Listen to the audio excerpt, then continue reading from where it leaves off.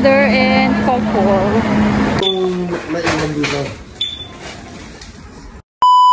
Hi guys! For today's vlog, ayan nga, samahan nyo ako magpa-shipping ng aking mga racket at mga binibenta for today's video. So, eto na nga guys, ang peg ng inyong tita kapag ako ay merong mga business transaction. So, pag umaalis ako nyan guys, pag nagpapa-shipping, lagi akong may kasamang anak. Syempre, for the hila-hila ang anak, 'di ba? Usually, kasama ko lagi dyan ay si Ate JB. Alam nyo ba kasi ang kinagandahan kapag ikaw ay nanay na nasa bahay lang tapos may mga racket ka dyan? Syempre, kapag kumikita ka tapos nilalakad mo yung iyong mga transaction sa iyong mga client at mga customer na isasama mo sila syempre, 'di ba? So eto nga guys ang ginagawa ko, nandito ako ngayon sa shipping center sa LBC dito sa General Trias Robinson, at usually nga guys dito talaga ako nagpapadala ng aking mga local client at dito rin naman minsan ang mga international client ko na mga reseller. So ayan nga guys, for the pirma muna tayo guys at ipapadala natin ang aking order na gold sa aking business shop. So ayan na nga guys, inaayos natin yan. Kailangan nating i-check ng maayos ang transaction para walang magiging aberya. At syempre, alam nyo na ba, kapag ang anak nyo ay sumasama sa mga ganitong transaction, alam nyo na yan, meron yung for the shopping after ng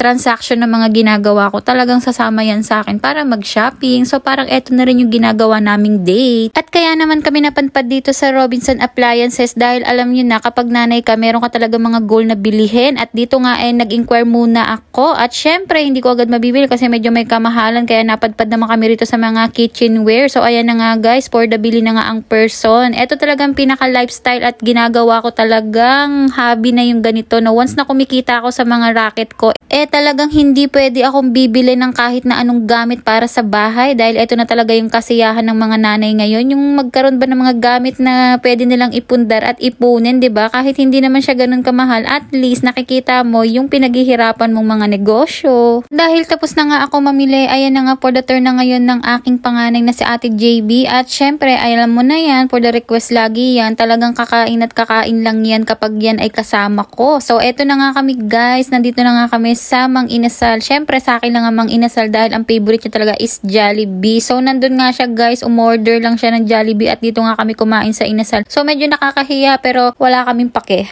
Yan lang yon. So for today's video, ganyan lang ang ginagawa naming mag-ina, at dun sa mga mami talaga na mga full-time mom pero rumarakit sa bahay, at talagang saludo naman ako sa inyo. Dahan-dahan, paunti-unti, ito yung magiging way natin para makapagtrabaho tayo na nasa bahay lang, na hindi na natin kailangan iwanan ng ating mga kids. Syempre, mas maganda pa rin kasama natin sila through thick and thin kahit hindi tayo nagtatrabaho sa labas. Napakahirap kaya nasa malayo sa anak, no? Lalo na ako ngayon, si baby Brandon is 2 months old pa lang. So, ayan nga guys, for the racket tayo everyday.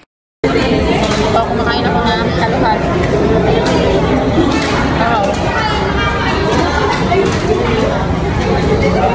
Jollibee naman.